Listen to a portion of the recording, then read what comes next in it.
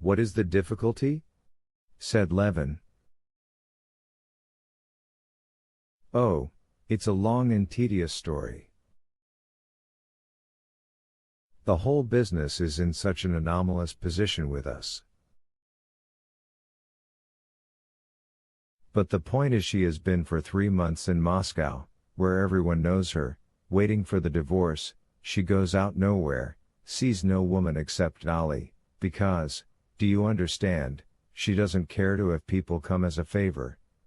That fool Princess Varvara, even she has left her, considering this a breach of propriety.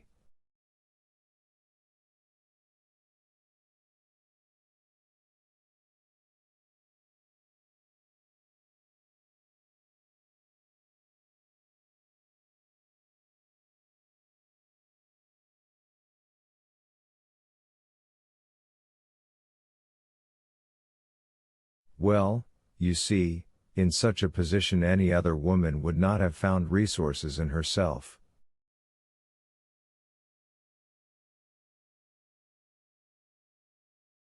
But you'll see how she has arranged her life, how calm, how dignified she is.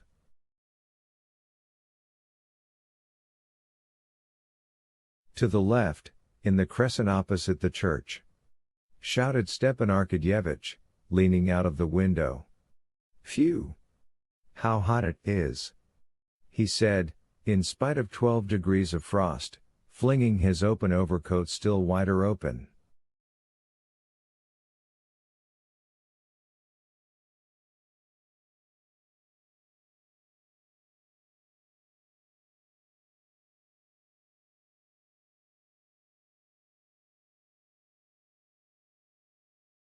But she has a daughter, no doubt she's busy looking after her?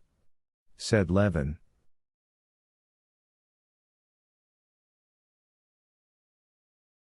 I believe you picture every woman simply as a female, underscore un kuvus comma underscore said Stepan Arkadyevitch. If she's occupied, it must be with her children.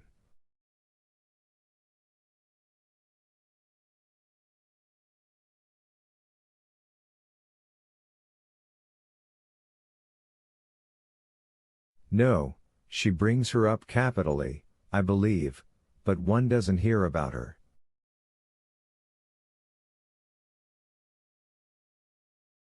She's busy, in the first place, with what she writes.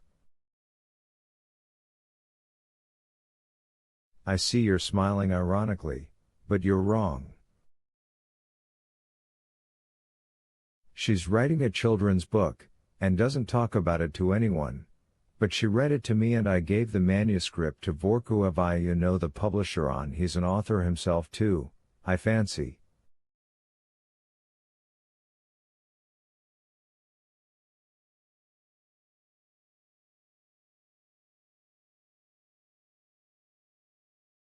He understands those things, and he says it's a remarkable piece of work. But are you fancying she's an authoress? Not a bit of it.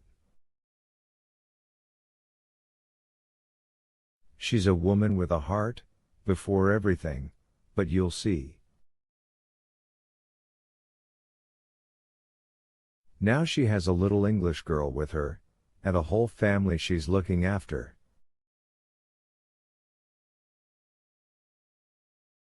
Oh, something in a philanthropic way? Why, you will look at everything in the worst light. It's not from philanthropy, it's from the heart.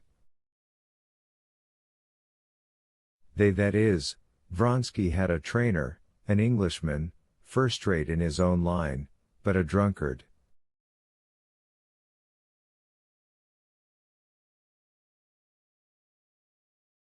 He's completely given up to drink delirium tremens and the family were cast on the world.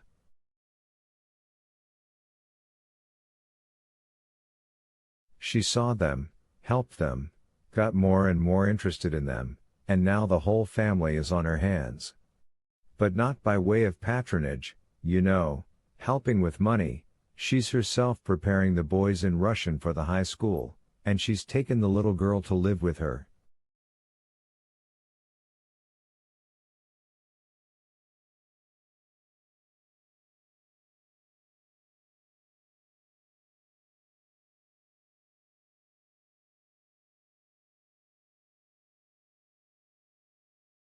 But you'll see her for yourself. The carriage drove into the courtyard, and Stepan Arkadyevitch rang loudly at the entrance where sledges were standing.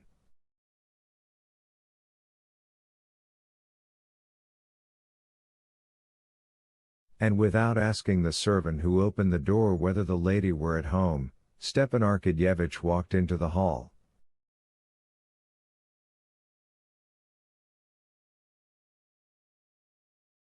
Levin followed him, more and more doubtful whether he was doing right or wrong.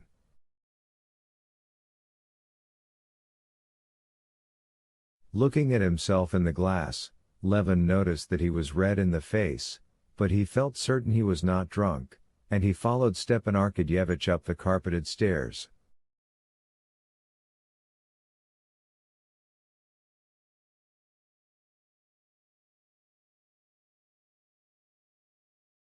At the top Stepan Arkadyevitch inquired of the footman, who bowed to him as to an intimate friend, who was with Anna Arkadyevna, and received the answer that it was M. Vorkuev.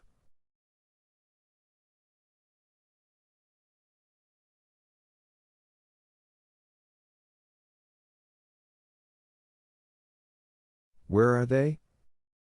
In the study.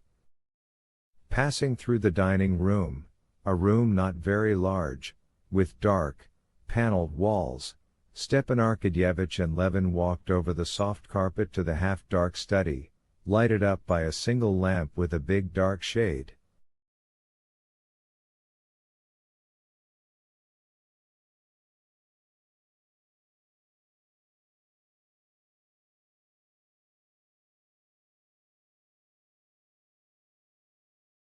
Another lamp with a reflector was hanging on the wall, lighting up a big full-length portrait of a woman, which Levin could not help looking at.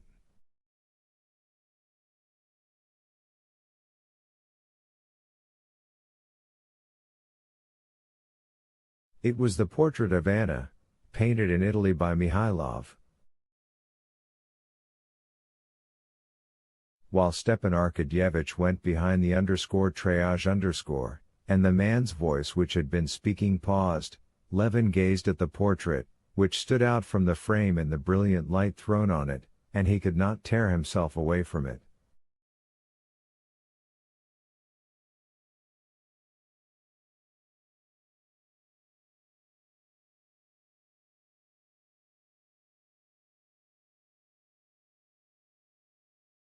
He positively forgot where he was, and not even hearing what was said, he could not take his eyes off the marvelous portrait.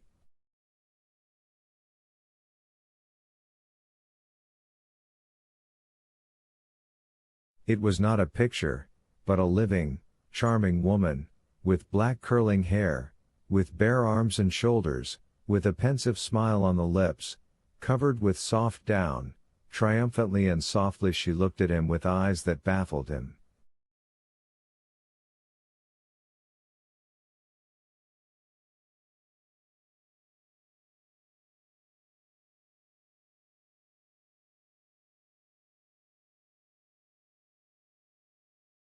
She was not living only because she was more beautiful than a living woman can be.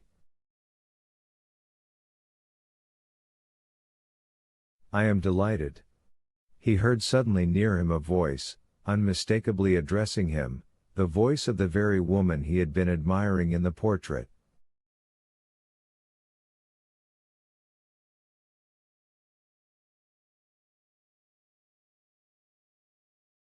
Anna had come from behind the triage to meet him, and Levin saw in the dim light of the study the very woman of the portrait, in a dark blue shot gown, not in the same position nor with the same expression, but with the same perfection of beauty which the artist had caught in the portrait.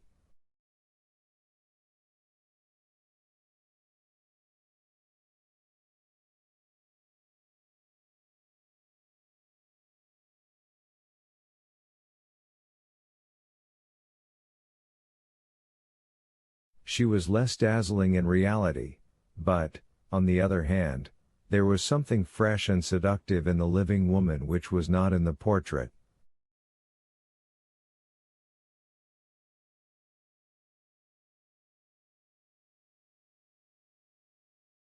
Chapter 10. She had risen to meet him, not concealing her pleasure at seeing him, and in the quiet ease with which she held out her little vigorous hand, introduced him to Vorkuev and indicated a red-haired, pretty little girl who was sitting at work, calling her pupil. Levin recognized and liked the manners of a woman of the great world, always self-possessed and natural.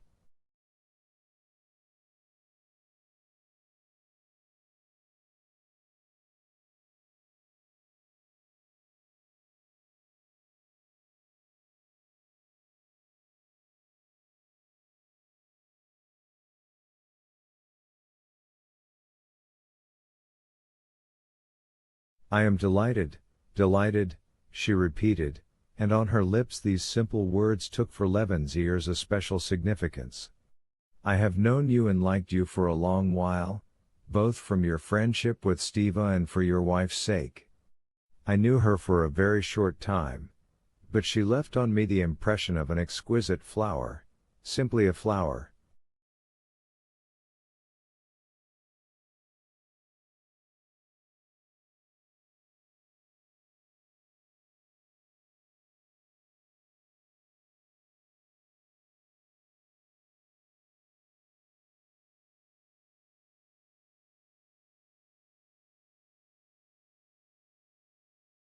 And to think she will soon be a mother. She spoke easily and without haste, looking now and then from Levin to her brother, and Levin felt that the impression he was making was good, and he felt immediately at home, simple and happy with her, as though he had known her from childhood.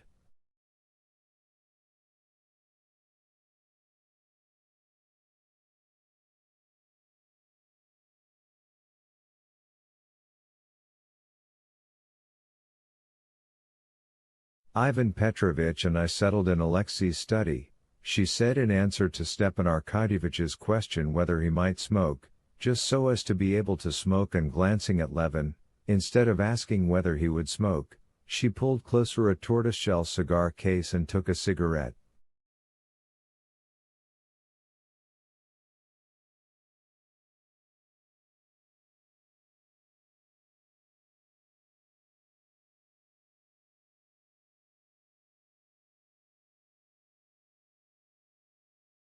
How are you feeling today? Her brother asked her. Oh, nothing. Nerves, as usual. Yes, isn't it extraordinarily fine? Said Stepan Arkadyevitch, noticing that Levin was scrutinizing the picture.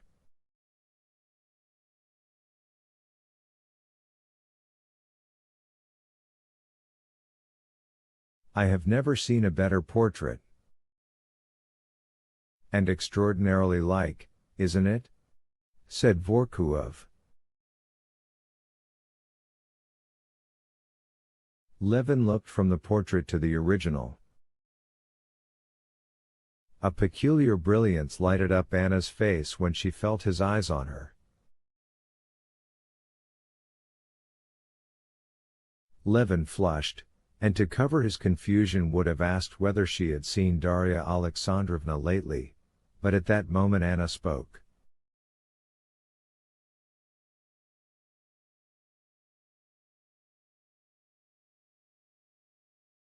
We were just talking, Ivan Petrovitch and I, of Vichenkov's last pictures.